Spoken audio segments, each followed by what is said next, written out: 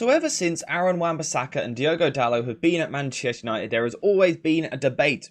Who is better? One moment it seems like Diogo Dalot is the much better footballer, he's in better form, he seems like the one. Then just a few weeks later it goes over to Wan Bissaka, he seems to impress and look like the better player. And this has always led to a debate over who should be starting, who should Manchester United build around, who fits the style and the profile what the manager wants, and also who should we sell and move on. And the fact that we're still so undecided on the pair of them and who's better suggests to me that they've gone a little bit stale. And I think that is the case. I think what we've seen is two really good young fullbacks. They've matured and developed over the past few seasons, but neither of them have really taken that big step to being a world-class right-back. And ultimately, fullback is one of the most important positions in the world of football at the moment. Whether that be fullbacks which play in a back three, insert into midfield, or fly around on the overlap. I don't know that either of these specialise in either of those three roles. And they're also, they've both got deficiencies. Neither of them scream complete fullback. We can see that in their data MB reports here. They've both got different strengths, different weaknesses, but neither of them are that complete. And with that in mind, I thought I would take a look at some different right backs which Manchester United could sign in the summer. Now these are going to be three young options which I haven't watched enough to really give a concrete opinion on them.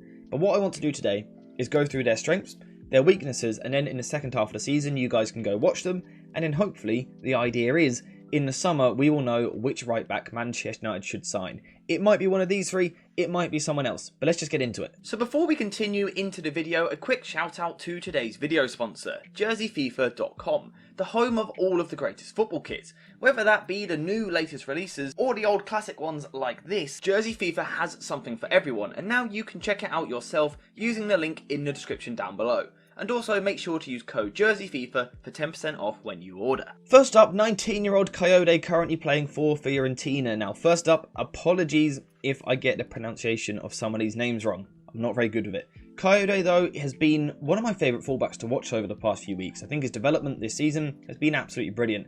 And one of the reasons I love him so much is his athleticism. Truth be told, Kone is an absolute freakish athlete. Incredibly tall, incredibly strong, unbelievably quick, and also an incredible stride length. Someone who bombs up and down the right hand side of the pitch literally all day long. And the proof of that is that he can play right back or even right wing back. We know the right wing back role in particular is incredibly demanding, the amount of ground that these players have to cover.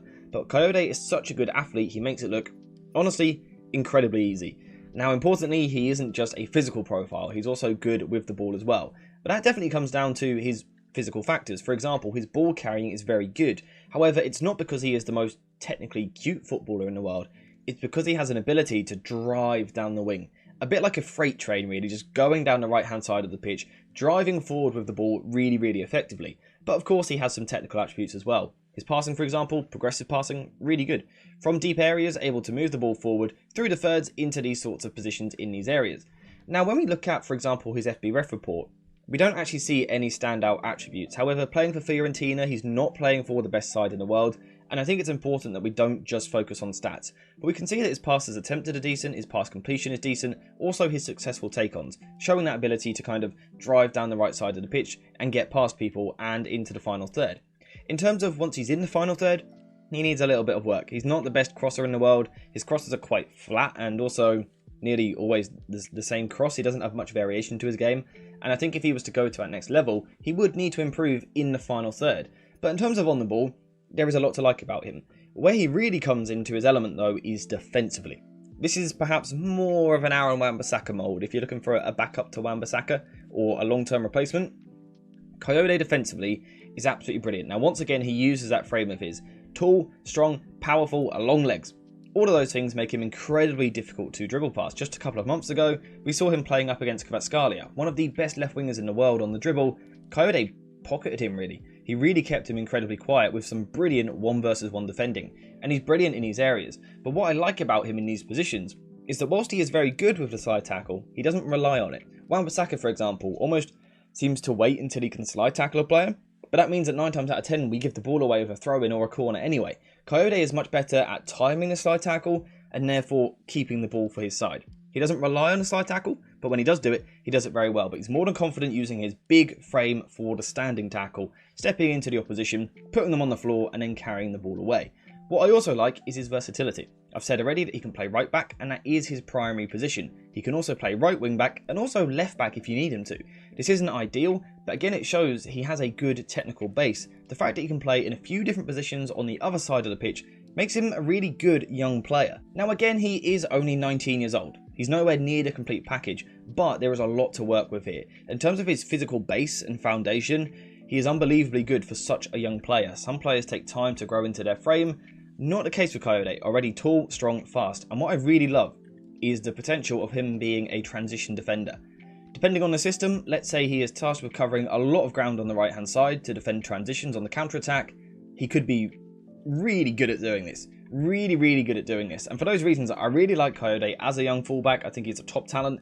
Whether he will sign for Manchester United or not, I'm not too sure, but I would recommend you keep an eye on him in the second half of the season because there is a talent there waiting to explode and go to the next level. Another talent potentially waiting to explode and go to the next level is Bafo Diakite, who currently plays for Lille in the French league.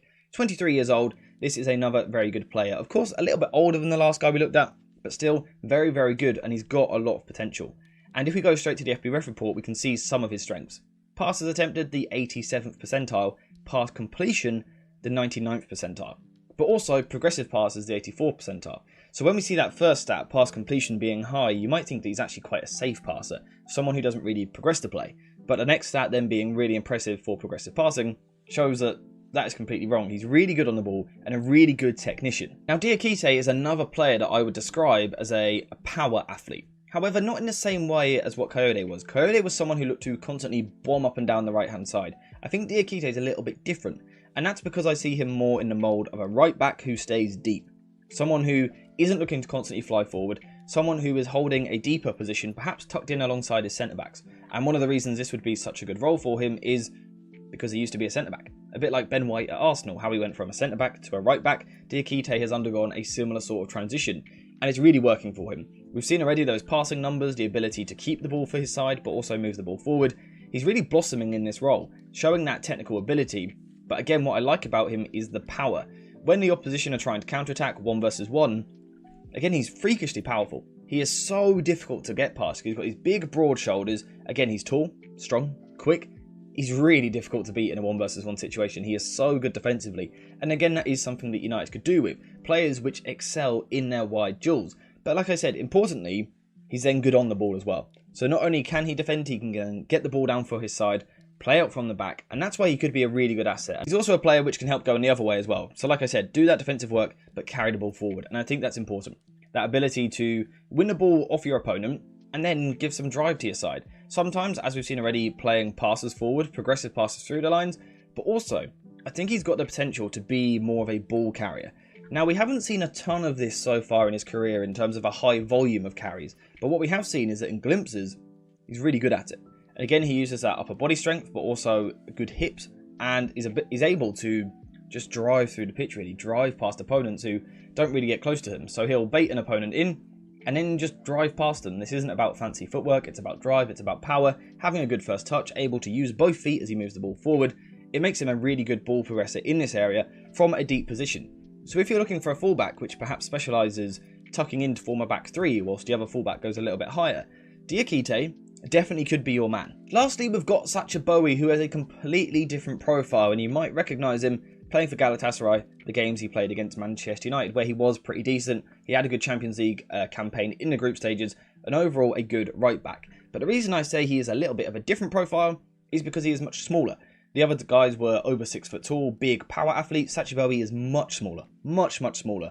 More of a diminutive, but also tenacious, terrier-like fullback. And also really technical. We can see that passes attempted, progressive passes, progressive carries, progressive passes received. A technical player. But also the defensive stats are good as well in terms of tackles, interceptions, blocks, clearances, and even aerials won.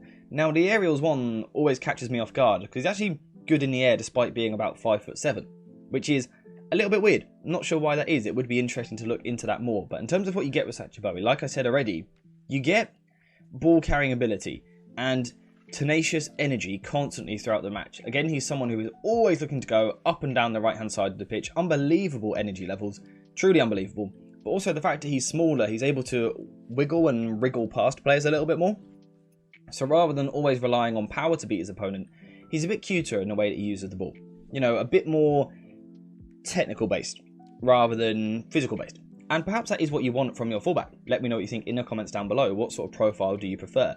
But in terms of getting forward, getting into the final third, Sachibo is a real threat and a real good young talent who has always been linked with, you know, becoming a bigger, better player who's ready for a big move. Perhaps now is around the time that he could get it. He's been linked to Manchester United, he's been linked to Bayern Munich, and he's also been linked to Arsenal over the past 6 to 12 months or so. And I can see why. He is really good. What I particularly like is his ability to progress the ball up the pitch with short passing. So we've seen already that he can dribble past people and take the ball on like that. But he also likes to combine. And again, if you're thinking Erik ten Hag football, short passing, Sachibo could be good for that. You know, allowing his right winger to come inside, perhaps starting deep, passing to someone like Casemiro, making the movement forward, getting the ball again, passing to Garnacho, making the movement again, back to Bowie. That's the sort of thing he likes to do.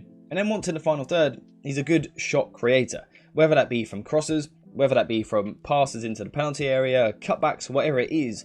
In general, he's a really good shot creator, perhaps without specialising in any of those areas I just suggested. So he's not an unbelievably good crosser, he's not unbelievably good at cutbacks, he's not unbelievably at taking shots. But combine it all together and you get yourself a good player in the final third of the pitch, although I would like to see him take that next step. In terms of defensively, we've seen already in the stats, this is an aggressive front foot defender, someone who is constantly looking to make the tackle. Rather than being a cover defender, perhaps tucking inside alongside a centre-back, he wants to connect to the press, be nice and high up the pitch, scrapping with his opponents, trying to win the ball back as early as possible. But when required to defend it a little bit deeper, he can do it. Again, if we quickly go back to those stats, they look good defensively, and overall he is another really good young fullback, 23 years old, still plenty of time to develop. I like what I've seen from him so far, but just like the other guys, we need to watch him a little bit more before we come to a decision. But let me know, based off of that, what you think in the comments. Let me know what you think. Have you seen any of these three guys? Do you think Dalot and Wan Bissaka are actually perfect? Let me know what you think. Apart from that though, we are finished for today's video. So thank you guys for watching. I hope you have enjoyed it. Make sure to leave a like before you leave. Subscribe. Comment again, which right back do you think would be best? Who do you want to watch in the second half of the season? Perhaps you know some different right backs. Let me know what you think. But apart from that, we are finished. So thank you for watching. Hope you have enjoyed it. And as always, I'll see you in the next one.